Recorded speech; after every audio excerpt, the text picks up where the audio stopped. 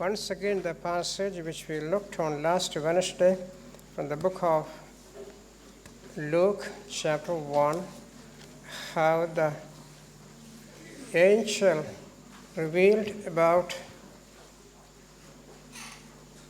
the son of Mary's characters, who he will be. Start from verse 30 onwards. The angel said unto her, and the first one we found in verse 31 that we discussed on last week, that speaks about Mary's son's name. That name is Jesus in verse 31. Let's go and see the second one this evening. That is in verse 32. He shall be great and shall be called the Son of the Highest, and the Lord God shall give unto him the throne of his father David. The second thing the Lord revealed through angel in this place is Mary's son's position.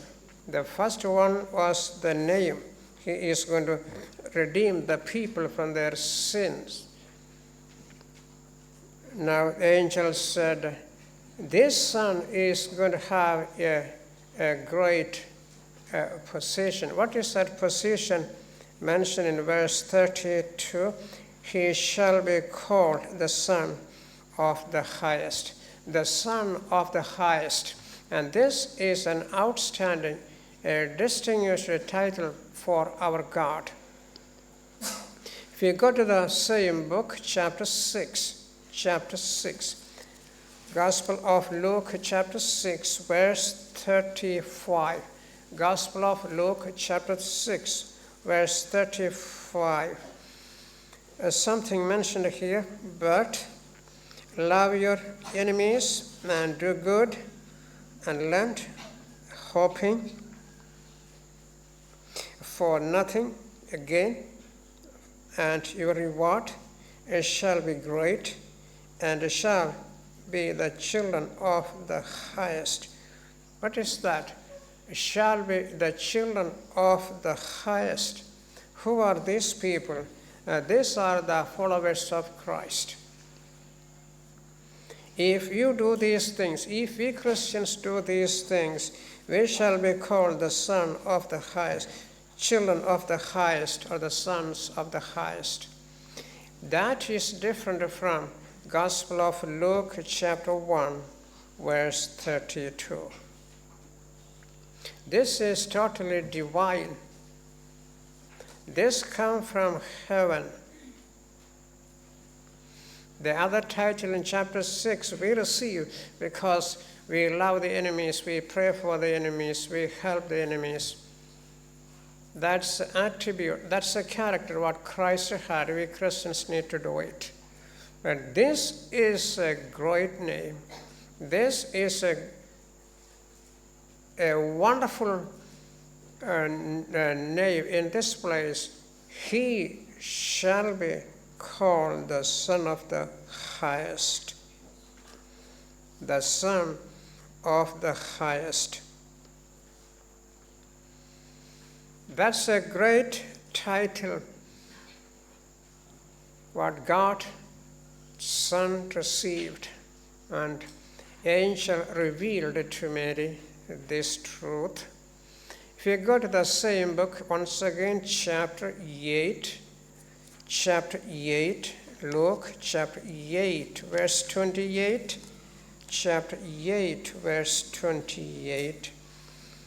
Here is the confession the devil is making, verse 28, when he saw Jesus, he cried out and fell down before him, and with a loud voice said, What have I to do with thee, Jesus, thou Son of God, Most High.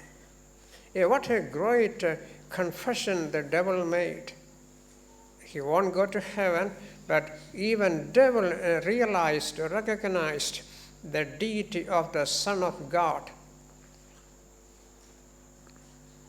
And he lifted up his voice and confessed that this is the Son of God, the Most High.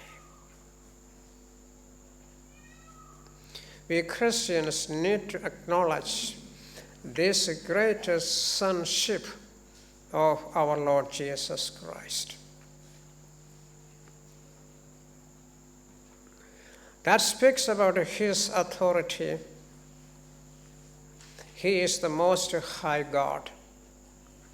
If we go on a little more about this one, the Most High has a Son, and all that his Father is, so is he. Jesus is as divine as God.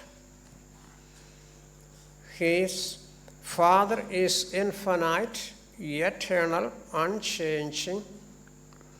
In his being, wisdom, power, holiness, justice, goodness, the same way the Son also. The Son is everything the Father is. He has deity. He has Godhead. He is the divine Son. He has every single perfection of the Father, every attribute, every character of the Father. The Son has it also. As the Son of the Most High, he is almighty, omnipotent, omnipresent, like God the Father. How much theology developed from God the Father, the same theology is found in Christology in Jesus Christ. He is the image of God, the nature of God, the being of God. He has all the prerogatives like God. He is not like God, he is God. He has the same nature as his Father, the same essence, the same being, and the same name, God. The Son is the God. Gabriel worshipped him. The devil worshipped him. All the people on the earth worship him, and those who are not, they will be in the last day falling at his feet. This is a great position what our Lord Jesus had. We worship such a great God, such a great, great God. The next thing what angel revealed to Mary about her son is this. In verse 32, that is talking about a great promise. What is that promise? Let's read once again verse 32. The Lord God shall give unto him the throne of his father David. So that is a great promise.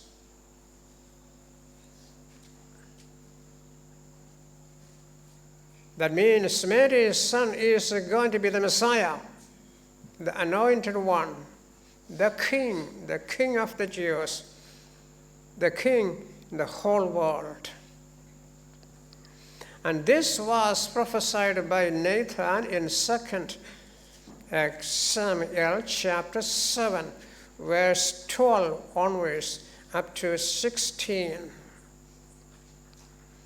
The Lord is going to come. That's a great truth.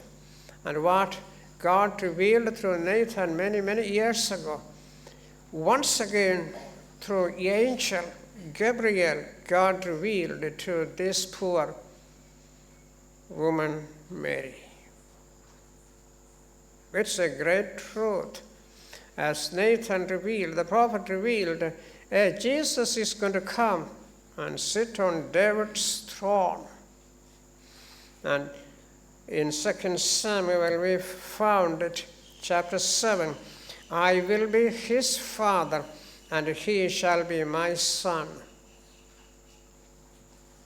And that speaks about the Messiah's kingdom.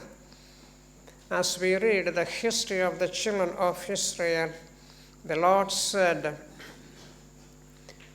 if a king make a sin against God, God will punish them, punish him, and God will take another person.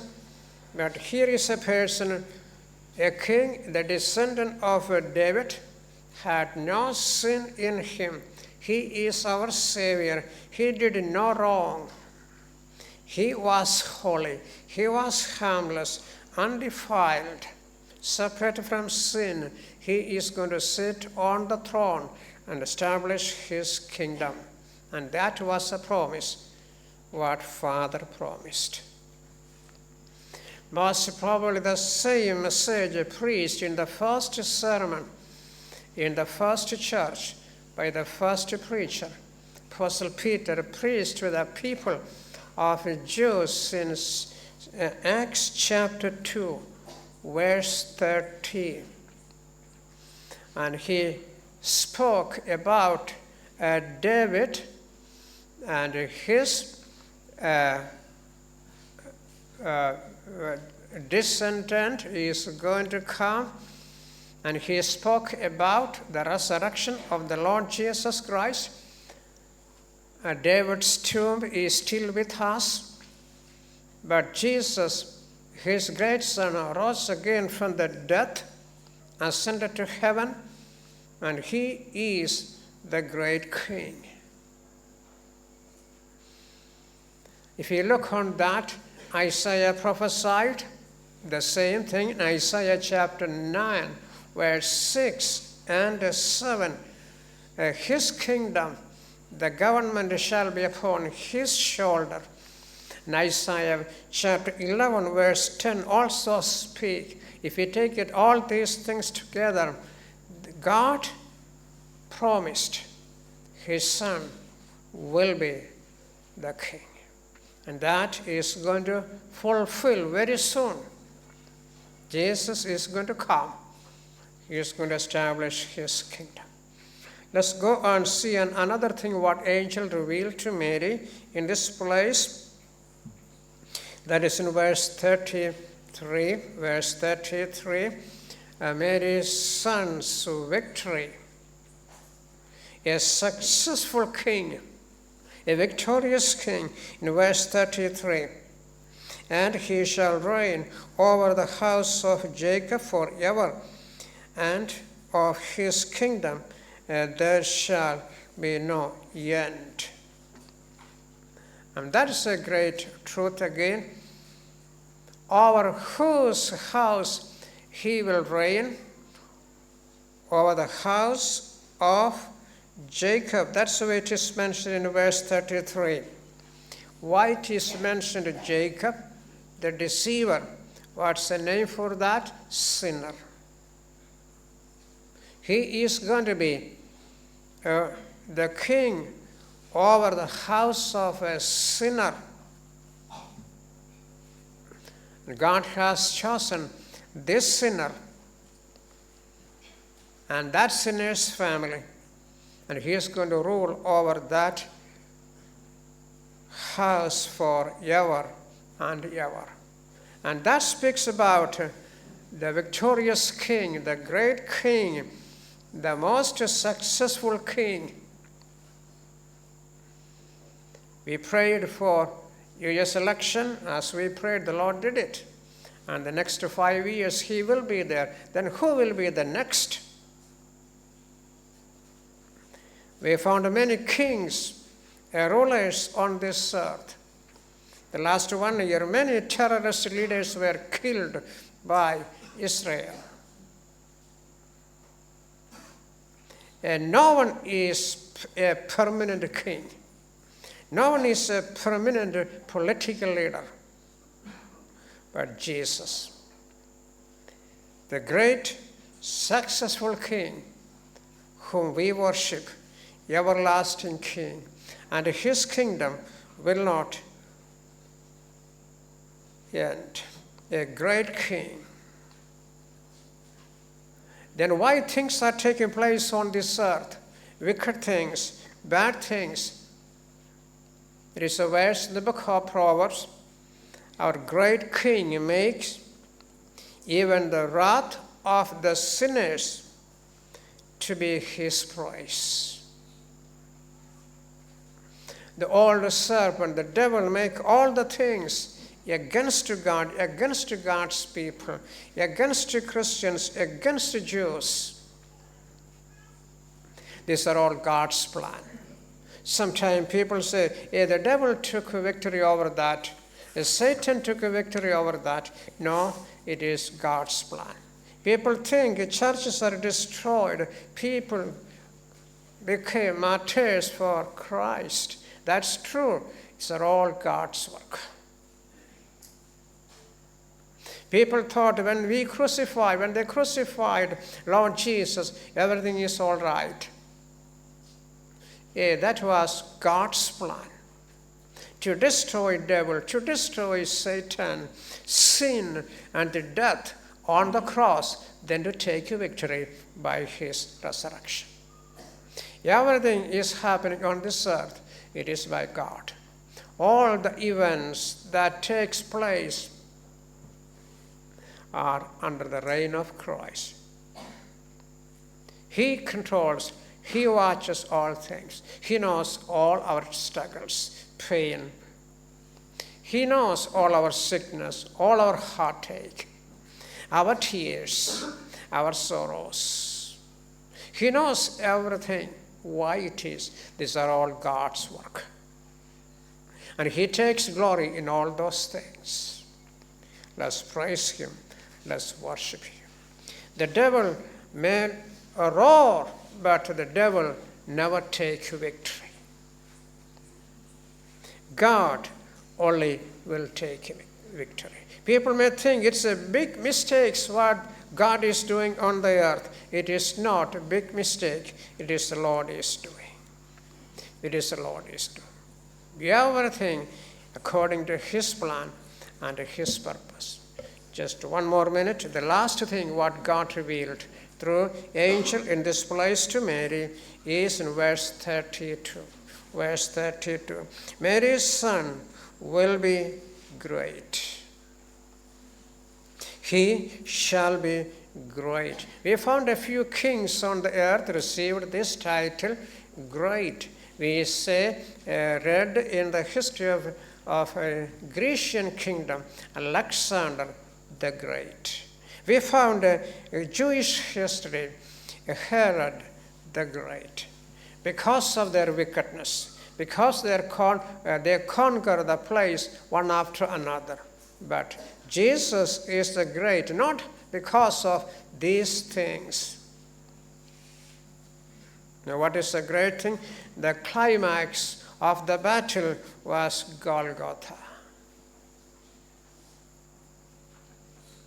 In that darkness, people thought Christ is defeated. Satan thought Christ is defeated.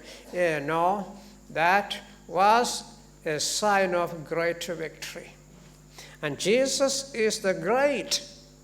He took victory in that darkness. The third day he rose again from the dead. The majestic resurrection of Christ. And no one could defeat Christ. He rose again from the grave. No one could keep him in the grave, in the Roman government, or their seal, or the great stone. He overcame everything. He exalted above the earth. He ascended to heaven. he is going to come back. He conquered sin. He conquered sinners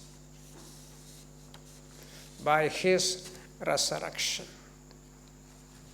A great day is coming. That is talking about the great day of judgment. With the perfect justice and holiness, he is going to judge everyone. He created, only he can destroy it. And that will be a great day. The great God, the great Son of God is going to make a great judgment. All those who have the great salvation now, they will be escaped from that great day of judgment. Great salvation, great Son has made it. If you had this salvation, great salvation in your life, you are a great person. Think on that. You are a great person if you have this great salvation. If you are not, a great day of judgment is coming. You cannot escape. It is better to trust on this great salvation because he is great and he is going to come back. Let's pray. Our God, we thank thee once again for this evening, allowing us to study a few minutes about the great revelation, what the angel revealed to Mary. That's a message for us too. Thank you. In Jesus' name we pray. Amen.